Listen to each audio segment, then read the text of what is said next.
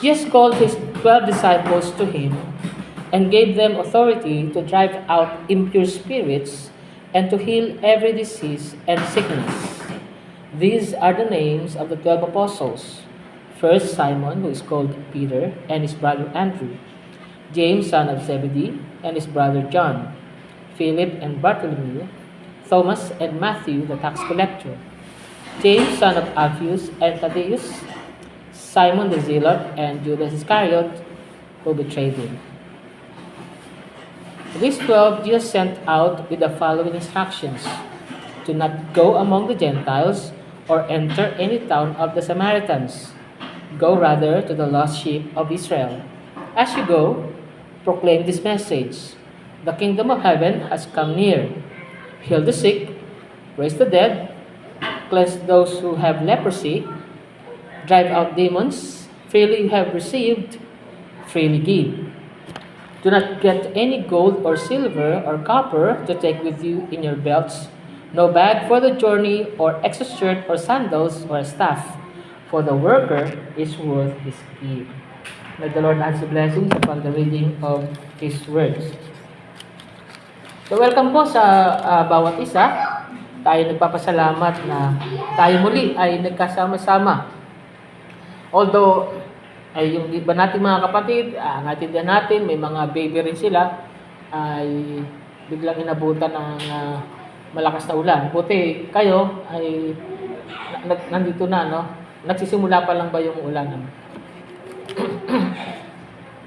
Ating welcome din ang mga bago nating mga panauhin sa hapong ito, no? Si Sai, si Kensel, at ilang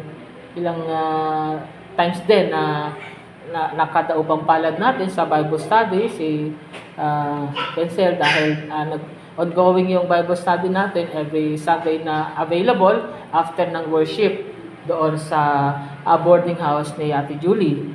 Atin ding i-welcome ang baby, si Baby Ijas, no? At ang kanyang tiyuhin ba, no? Si Justin Carl. Okay. We hope and pray na kuloobin ng Panginoon ay makasama namin kayo palagian sa pananambahang ito. Ang ating pong pangaral ay may pamagat na Beyond the Durian, Embracing the Gospel Generosity and Kingdom Economics. And sa ilalim, makikita nyo reciprocity or co-labor. Sa araw na ito ay masumpungan natin ang ating mga sarili na wari bagay nasa crossroads of understanding na kung saan ang magandang verse na ito ang ating bibigyan ng diin, yung Matthew 10:8, then follow up by verse 10. Pero yung Matthew 10:8 kasi ay kalimitang ini-interpret sa paraan na sa tingin ko ay namimiss nito yung fullness of God's heart. Yan po yun. Freely you have received, freely give. Although, ikalawang bahagi lang ito. Hindi naman yun kompleto na talata. Dahil may nauna na sinabi. Pero, ito lang kasi, ang binibigyang diin ng mga grupo na mamaya ay papaksain ko. Pero, ito pong freely you have received, freely give, nagre-resonate ito sa ating mithiin para sa kadalisayan ng ministeryo. Ang sentiment ay kalimitang kilala bilang Durian Principle. Na nagsasuggest na sa Durian Principle kasi, maaaring ito ay ngayon nyo lang narinig, ang Durian Principle ay nagsasuggest na any form of financial support for the ministry corrupts the gifts. At hindi po tayo na niniwala doon. Noong nakarang Huwebes, ang grupong tinatawag na Puerto Princesa Young Pastors Fellowship ay nag-conduct ng conference among the pastors dito sa ating syudad, sa Santa Monica, In goodwill, they imparted ang principle to live out among Christian churches. Yun nga nabanggit ko, yung Berean. Na kung saan ay ibinahagi nila doon sa kanilang audience yung contents ng book. Yung nasa bandang kaliwa, yan po yung book cover na sinulat ni Conley Owens. Si Conley Owens ay pastor ng Silicon Valley Reformed Baptist Church. Sa tingin ko, napakayaman nito kasi siya po ay Google Senior Software Engineer. Ngayon, doon po sa kanilang conference, at ako'y nandoon, ang iniwan po nilang takeaway sa audience ay piliin mo yung co-laboring instead of reciprocity when it comes to financial giving. Well, ang thesis ko ngayon ay sa preaching na ito, reciprocity and co-laboring as two elements work side by side as the biblical principle, and both are correct as taught to us by the Lord. In turn, ito naman ay itinuro din ni Apostle Paul na mas malinaw pa kaysa sa iba pang mga kasama niya. Well, bakit ba ito naging maingay itong Berean principle na ito? Actually, yung book noong pang 2021 ito na nalathala. Pero kasi, year 2024, si Ezekiel Assis ay meron siyang online na pag-meet up ng mga young reform Baptist na may mga professionals din doon, may mga workers din, at may ilang pastors din doon, na kung saan ay ito yung kanilang pinasadahan, pinag-aralan nila. At sila'y nahimok doon sa Berean principle, at sa ngayon nga ay inumpisahan nilang ipalaganap sa kanilang mga churches. At maaring ma-encounter niyo ito, at least malinaw na sa inyo. So ano ba itong, bakit natin nasabi na they both exist or they coexist? Ayan po, yung reciprocity, paano natin yan maika-categorize? Reciprocity ay pagdating sa compensation for those in ministry, yun ang reciprocity ang gagamitin natin. Where those who benefit from the work, support the worker, at yan po yung masumpungan din natin sa naka-align po yan sa Bible. Nandyan nga yung 1 Corinthians 9:11 and 1 Timothy 5:18. Pero, when it comes to the act of service itself, especially the sharing of the gospel and the exercise of spiritual gifts, the emphasis shifts to co-labor, where believers freely participate together in God's work. At nandyan din yung mga batayang mga talata. So in reality, yung proponent ng Berean principle ay nagnanais na kalabanin or bakahin yung transactionalism na nangyayari sa pagmamahala, pangasiwa ng mga ministeryo doon sa mga Christian churches. And I don't want to elaborate on that, but ang intensyon ko ngayon is not to condemn those who hold this view.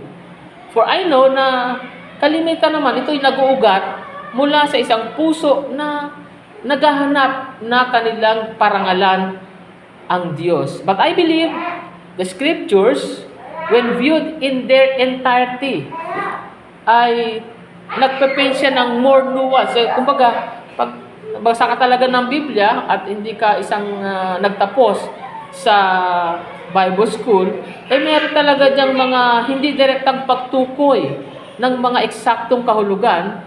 Subalit, magkagayon man, ay nakapagpapalayang mga larawan. Kaya, let us open our hearts and minds to the Spirit as we seek to understand what it truly means to freely give and how that relates to the support of those who labor in the gospel. Kaya titingnan natin dito yung immediate context, the broader scope of Scripture, and the very nature of God's economy. Kaya please bear with me for a while. Balikan natin yung ating text. heal the sick, cleanse the lepers, raise the dead, cast out devils, freely have received, freely give. So doon sa ikalong bahagi, freely have received, freely give, diyan kinuha yung Berean. Sapagkat sa Greek, yun ang nakasulat. Greek yung letter, pero gamitin natin yung ating alphabet, yan po yung nakasulat. Dorian elabite, Dorian dote. Yan. Ang principle na ito ay nag-underscores ng gratuitous nature of God's grace at yung expected response of the disciples in their ministry. Hindi sila dapat mag-commercialize ng mga spiritual gifts na kanilang tinanggap. Kaya ito ay nagko-contrast with common practice noong panahon na yun kasi may mga healers noon, may mga exorcists noong panahon na yan sa ancient world na of course, kalimitan naghihingi sila ng fees. No? Puntahan natin yung literary context ng ating pinanggalingang mga talata. Yung passage ay nagmamarka ng isang significant shift sa Ebanghelyo ni Mateo. Following Jesus' teaching and healing ministry doon sa chapter 5 hanggang 9, pagdating sa chapter 10, dito naman ay tinatala yung commissioning and instructions of the 12 disciples for their own ministry. Kalimitan itong tinutukoy bilang the Little Commission or sa ibang salita naman ay Apostolic Discourse. Makikita mo sa subtitle ng mga ilang version ng Bible. Ang kanyang genre ay ganito. Pangunahin narrative. Pag sinabing narrative, nagdi-describe ito ng event of commissioning. Kaya narrative yan. Kaya nakapagtataka na si Pastor Conley Owens ay ba't siya gumawa ng isang klase ng principle base lamang doon sa isang talata. Hindi pa nga isang talata yun, kundi bahagi ng isang talata na kung saan nag-interview niya doon sa didactic at tinawag natin narrative didactical. Ano yung didactic dyan? Kasi ang Panginoong Kristo ay nagbibigay ng instruction sa kanyang mga disipulo. And it functions as a foundational text for understanding the nature of Christian mission and ministry. Now, in relationship to Matthew 28, 16-20, bagaman this is a limited commission at nakapokus lang doon sa lost sheep of the house of Israel. Yung commission na yan sa 12 para lang sa mga Israelita. Pero, ipino-foreshadow nito yung Great Commission. Kasabi natin kanina, Little Commission. Kasi, pagdating sa Matthew 28, nandito na yung Great Commission, which extends to all nations. So, understanding the limitations here ay tumutulong sa atin ay clarify sa bandang huli yung tinatawag nating universal call. Marami tayong makukuha diyang theological implication. Isa lang ang bibigay ko sa inyo, delegation of authority. Jesus empowers His followers to participate in His work, demonstrating that the kingdom's advance is not solely dependent on Him physically. Natural lang yan kasi ang Panginoon Kristo nasa langit na siya. Pero yung kanyang espiritu, kasama natin. Yan ang pangako niya. Kaya sa physical, tayo yung kanyang gagamitin. Now, ang message natin na ito, the gospel is freely shared as a gift of grace. And those who serve in its proclamation are worthy of support, demonstrating a kingdom partnership that advances God's work. So kung ililiwat ko ito sa Tagalog, maaring ganito yan. Ang mabuting balita ay libreng ibinabahagi bilang regalo ng biyaya. At ang mga lingkod sa paghahayag nito ay suportahan ng mapagpala. Ito ay nagpapakita ng agapayan sa makalangit na kaharian na nagsusulong ng gawain ng Diyos kahit saan man. Kaya may tatanong natin, ano yung dalawang tema na gine-generate ng message statement na ito?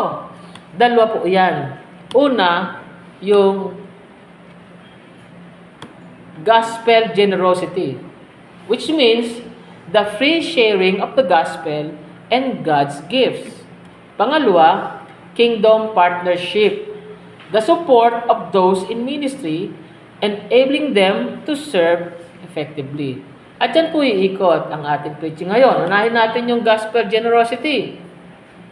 Unang note natin ay ito, the immediate context, a specific mission, a specific instructions.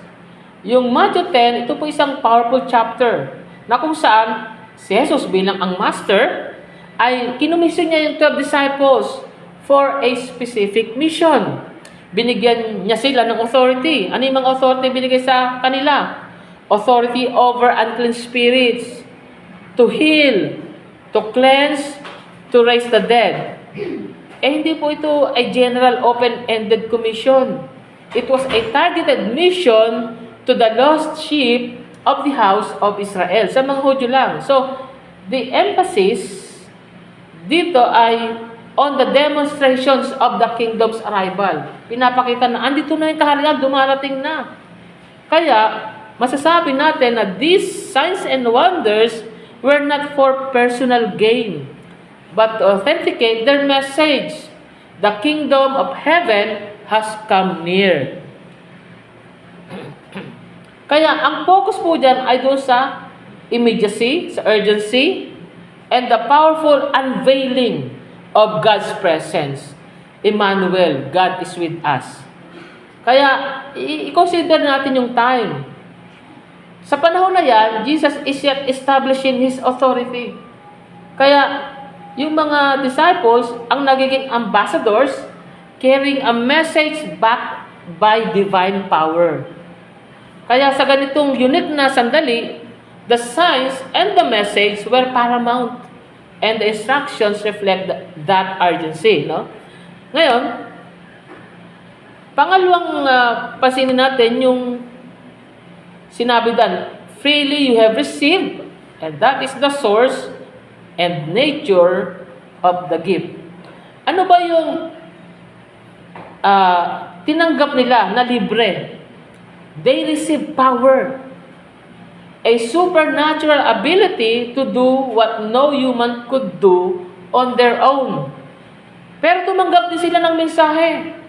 The most valuable message in the universe, ano po yun? The good news of salvation. Na hanggang ngayon, patuloy na ipinoproklama.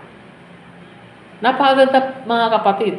So, bigyan niyo ako ng pagkataon na ibahagi ko ng sandali. Ito, ano ba yung good news of salvation? Tinatawag nating gospel. Magandang balita ng kaligtasan. Kamakailan lamang ay nagkaroon ng mahal na araw. At dyan ay parang sinabuhay nila ng mga tao na reenactment ng ginawa ng Panginoong Jesucristo. Ano ba yung ginawa ng Panginoong Jesucristo? Siya ba ay naging biktima lamang ng pag-upasala ng mga Hudyo? Hindi. Yung ginawa ng Panginoon Jesucristo, hindi lang ito passive. It's also active work of the Lord when it comes to salvation. No? Na kung saan inialay niya ang kanyang buhay para iligtas ang kanyang mga tao. Kaya nga, maalala natin sa John 10, no? Na sinabi niya doon, siya ay mabuting pastol. At iniaalay ng mabuting pastol ang buhay niya para sa kaligtasan ng kanyang mga tupa. At iyon ang paraan para mailigtas niya.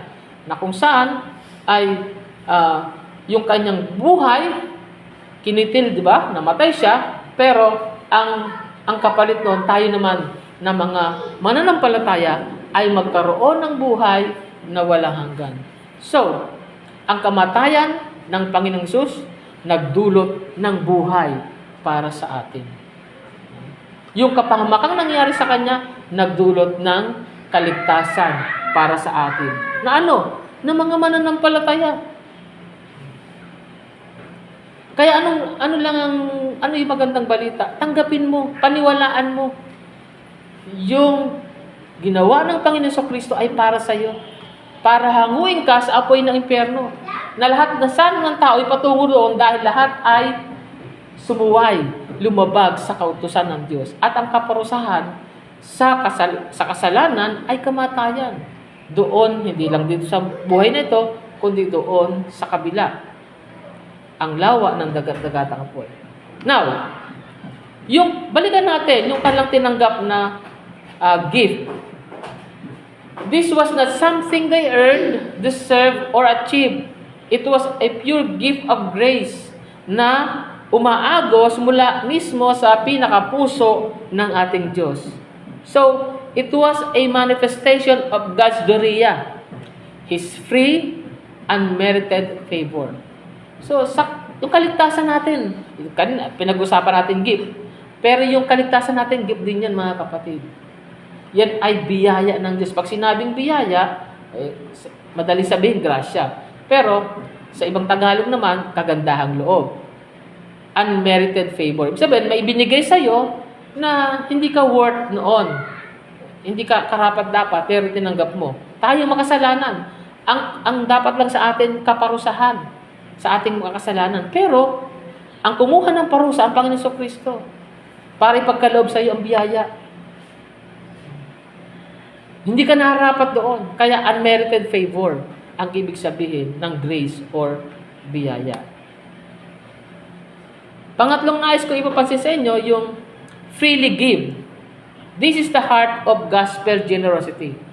Yung utos na freely give, it is not a prohibition against all forms of support. It's a call to a spirit of generosity. Freely give. Maging generous ka. It's about the attitude of the heart. Sino ang kinakausap? Yung mga pinagkalooban nito. Para ito sa kanila, ito yung kanila magiging attitude. Hindi ito gagamitin ng iba para i-pinpoint yung mga workers. So it means, anong kahulugan nito? Do not withhold the message or the miraculous signs because someone can pay. Ginagawa naman natin ito. Hindi tayo nanghihingi sa ating pagbabahagi ng magandang balita ng kaligtasan. Nakakalungkot na lamang na ganito ito tinitingnan ng mga iba. Pag merong usapin na o pag nandyan na yung merong money involved na. Kasi hindi na nadi-differentiate yan. At mamaya ipapakita ko sa inyo paano ba yan nadi-differentiate. So, ang point natin ito,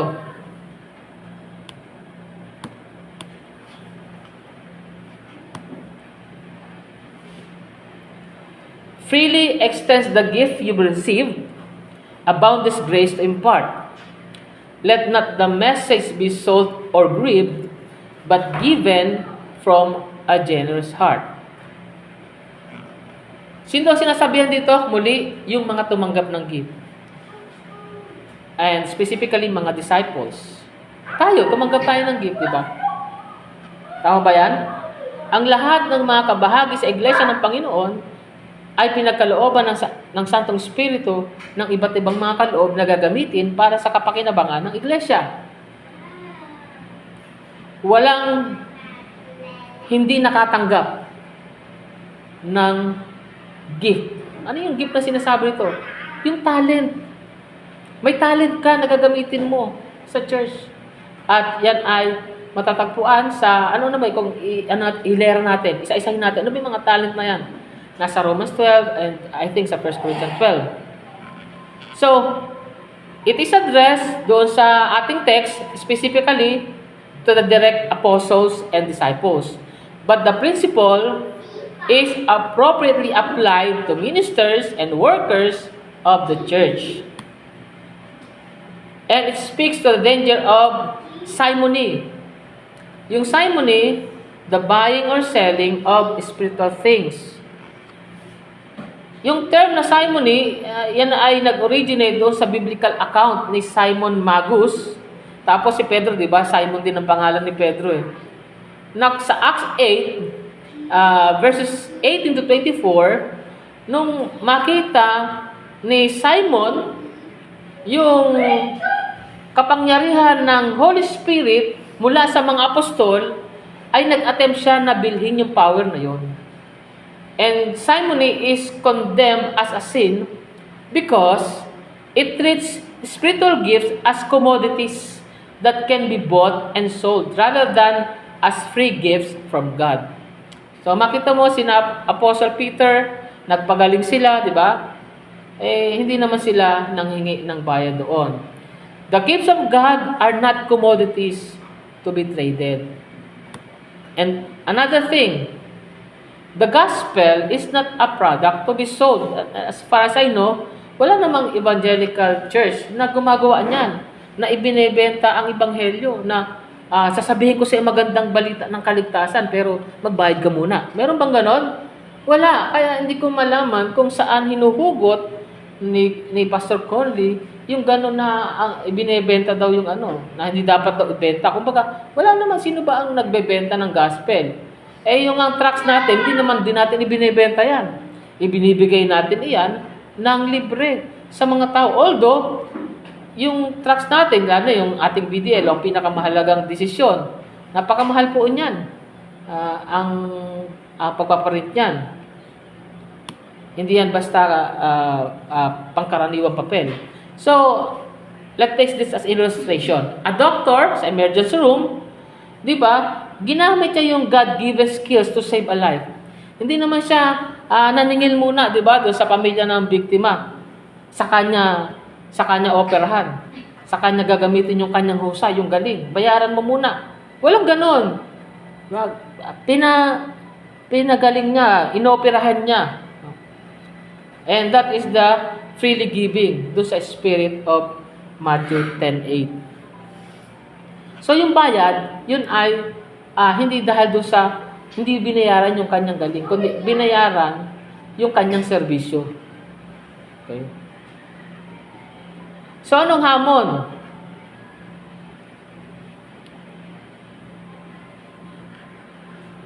Tingnan mo yung mga gifts na natanggap natin. Bawat isa sa atin. Ano ba yung unang gift? Salvation.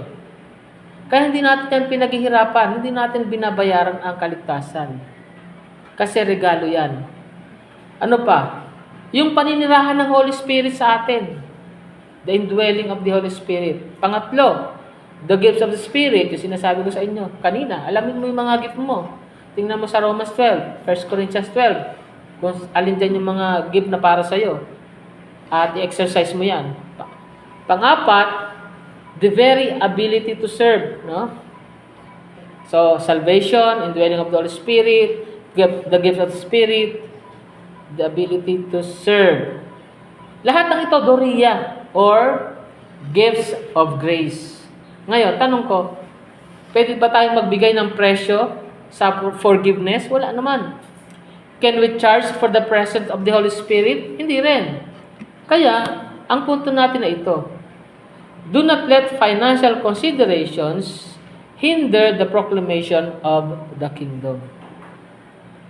So, although kailangan natin ng pananapi para tayo sumulong, pero hindi yan ang magpipigil sa atin kung kulang tayo sa finances. Hihinto na ba tayo?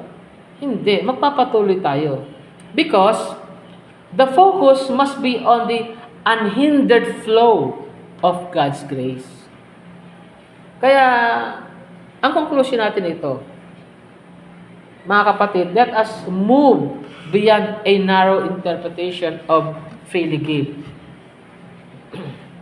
Naalala ko tuloy, yan din yung Matthew 10:8, yan din ang ginamit ni Soriano para atakihin ang mga pastor, and more particularly, ang mga pastor ng Baptist dahil sa nanghihingi daw ng ikapo.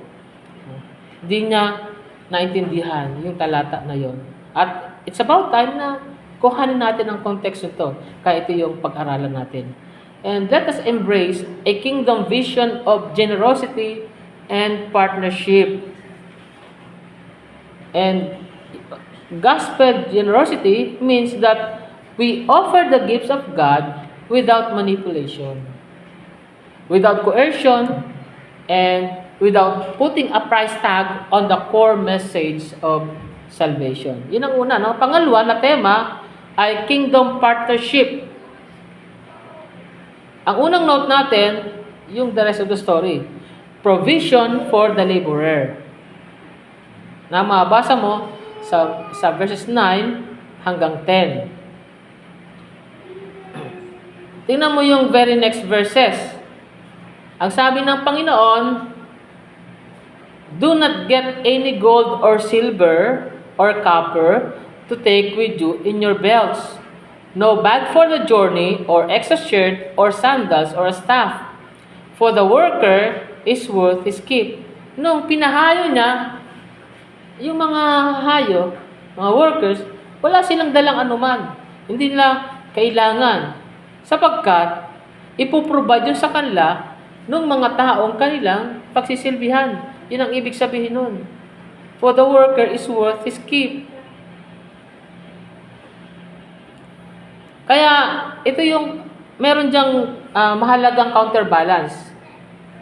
Yung ina-acknowledge dito ng Panginoon na those who labor in the work of the gospel have a right to be supported. Yung word keep, tingnan natin sa Greek.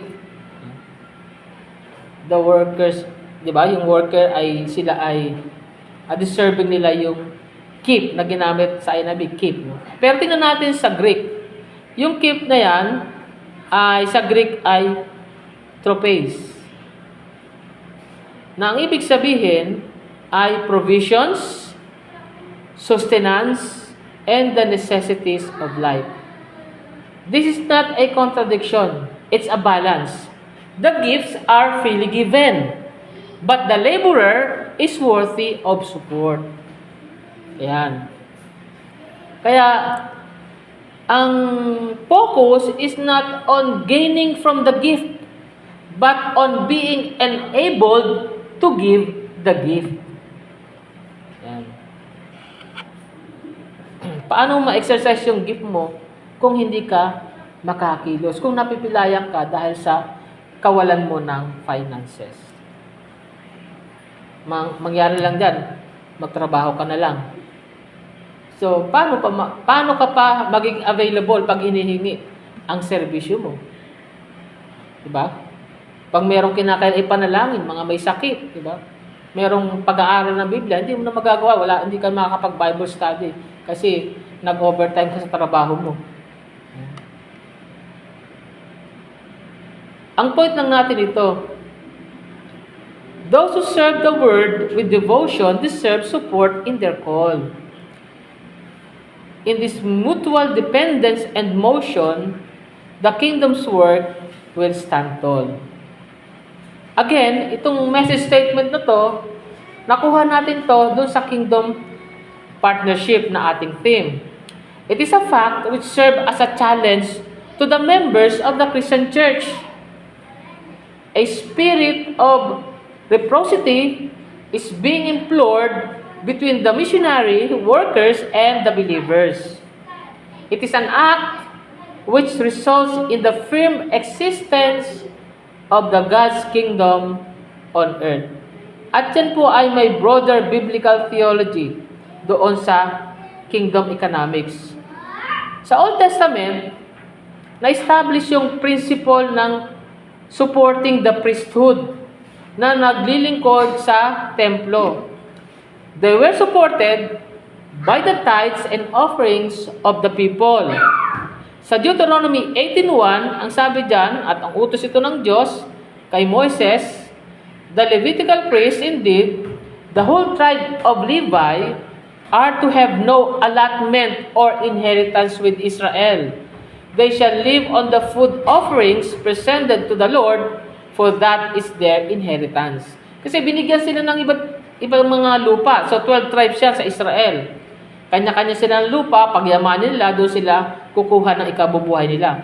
Pero hindi binigyan ng lupa ang mga Levita para sa kanilang ikabubuhay. Kasi sila yung magtatrabaho doon sa templo. Igugugulin lang kalang panahon sa ministry. Kaya naman, kahit nung wala pa yung templo, bago kasi nangyari templo, sumasamba na ang mga Israelita, meron tinatawag na tabernakulo, mga tolda ng tipanan, ika nga. Yun ang una bago yung templo. Nung pa man, eto na ang sinabi ng Panginoon.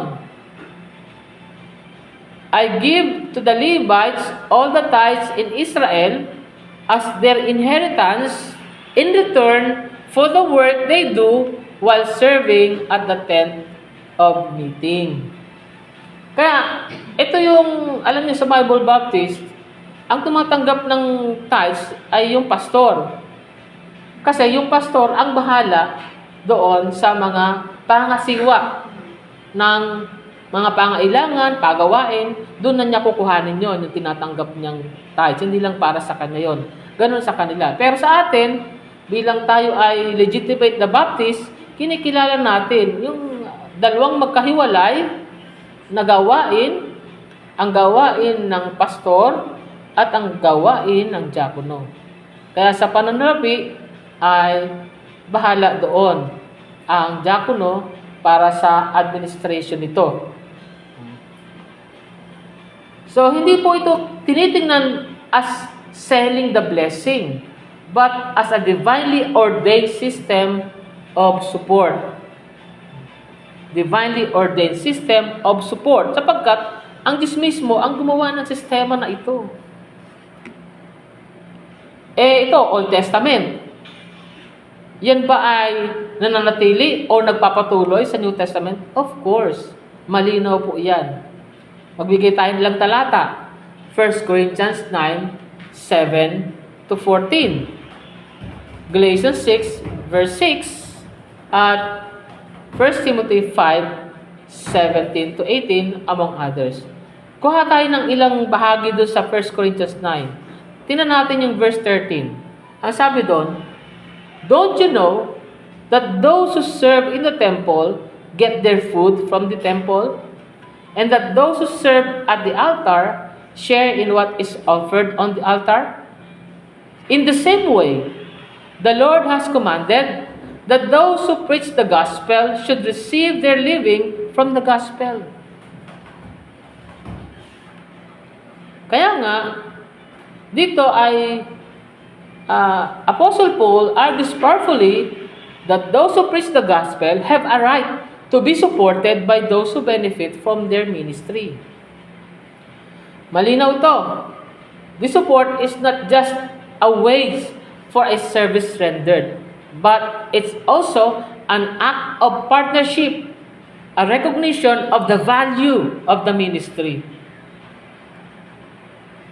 And it's a way to free the minister to focus on the work.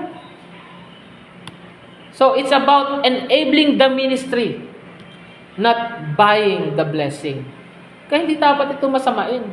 Ito yung biblical principle na inilatag sa atin ng mga apostol sapagkat ito yung utos ng ating Panginoon. Kaya nga, may lakas na loob na nagsabi si Apostol Pablo ng ganito, "If we have sown spiritual seed among you, is it too much if we reap a material harvest from you?" Kaya ginamit niya yung analogy of sowing and reaping, highlighting the principle of reciprocity in the kingdom. The element of reciprocity is evident doon sa implied exchange na ipine-present ni Paul. The sowing of spiritual seed. Si Paul at ang kanyang mga co-workers, they have invested significant spiritual labor in the Corinthians. This includes preaching the gospel, teaching them God's word, and nurturing their faith. This is the service or benefit they have provided. The reaping of a material harvest, in return, do sa spiritual investment, Paul argues that it is not unreasonable for them to receive material support. Ano yung mga halimbawa natin ng material support? Food, lodging, financial assistance from those they have served. This is the compensation or return he believes is justified. And then yung reciprocal nature. Malinaw sa verse na nililink yung spiritual input with the expectation of a material output. It suggests a fair exchange where those who receive spiritual benefit have a corresponding responsibility to provide for the material needs of those who minister to them. Kaya hindi po ito pine-present bilang isang forced transaction. Walang ganon. But rather, as a just and reasonable expectation based on the principle of reciprocity. Those who give should also receive. Kaya, sabi nga ng isang commentary, it's important to remember the context of 1 Corinthians 9. Paul is defending his right as an apostle to receive support, even though he often chose not to exercise that right for specific reasons related to the Corinthians and the advancement of the gospel, as seen in verse 12 and following. However, verse 11 lays down the foundational principle that those who labor spiritually are entitled to material support from those they serve, highlighting this reciprocal relationship. Kaya, itong 1 Corinthians 9:11 ay matibay na nag-illustrate ng element of reciprocity by presenting the spiritual service of the minister as the sowing that reasonably leads to the expectation of a material harvest from those who have benefited from that sowing. Ito yung hamon sa atin. Kingdom partnership means that we recognize the value of those who labor in the gospel. And we support them so that they can flourish in their calling. This support is an act of worship. It's an expression of gratitude and an investment in the kingdom.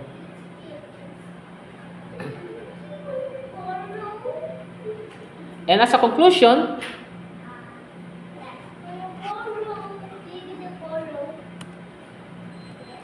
the Durian principle, in its extreme form, can create a false dichotomy, as if there is a conflict between spiritual purity and practical support. So wala po. Walang conflict dyan. No? Malinaw yan sa ating pinag-aralan ngayon. Kaya dapat hindi yan pinaghiwalay. Kaya sa atin ay malinaw na ipinapakita na ang dalawang ito, sabi dito, these two things can and should coexist. Kaya nga, let us cultivate a spirit of generosity in our giving, supporting those who labor to equip the saints and advance the kingdom. Naway, ibigay ng Panginoon sa atin ang grasya na tayo ay maging generous givers and generous supporters for the glory of His name and the expansions of His kingdom. May it be so. Tayo po'y tumayo para manalangin. Hiningi sa atin na examine natin ang ating mga sariling puso. How do you view giving and receiving in the context of ministry? Kaya, pray for those who serve in the ministry that they would be both generous in spirit and adequately supported. And consider how you can personally contribute to the support of those who labor the gospel with a joyful and generous heart. Ama naming Diyos, kami po ay nagpapasalamat na dito sa mga katotohanang in-explore po namin ngayon. Mula sa inyo pong salita na nagpapaalala sa amin na yung pagiging mapagbigay, yung generosity, ay hindi nangangailangan ng boundary. We acknowledge na tinanggap namin ng libre ang mga priceless gift ng gospel, the healing touch of your grace, the very presence of your kingdom. Kaya, Ama, kami po ay nanalangin para sa mga puso na kinikilos beyond the transactional, beyond what is merely expected or customary. Pagningasin mo po sa aming mga sarili ang espiritu ng tunay na gospel generosity, that we may freely share the good news of Jesus Christ with those around us, sa pamagitan ng aming salita, ng aming mga pagkilos, at maging sa pinakahibla ng aming mga buhay. Tulungan mo po kami, O Diyos, na ma-extend namin ang iyong pag-ibig at ang iyong habag without seeking earthly reward, na nagtitiwala lamang sa iyong abundant provision. And Father, we also lift up the vital principle of kingdom economics. Turuan mo po kami kung paano kami maging partner together in your work, na sumusuporta doon sa mga tinawag mo pong maglingkod sa iba't ibang mga ministeryo. Grant us wisdom to give generously, not out of obligation, but out of a joyful recognition na kami ay lahat kami, laborers together in your harvest. Nawa ang aming support ay magbigay lakas sa mga iba to serve effectively. Yamang nalalaman po namin, Panginoon, na ang laborer ay tunay nga na worthy of their sustenance. Lord, tulungan niyo po kaming linangin o i-cultivate yung kingdom mindset na kung saan pinaprioritize po namin ang iyong mga layunin above our own material gain. Nawa nga aming generosity in sharing the gospel and our partnership in supporting your work ay maging isang malinaw na salamin ng iyong walang hanggang pag-ibig at provision. Palakasin mo po kami na kami ay makapamuhay beyond the durian, embracing a radical generosity that transforms lives and advances your kingdom here on earth. We pray all these things in the name of Jesus Christ our Lord.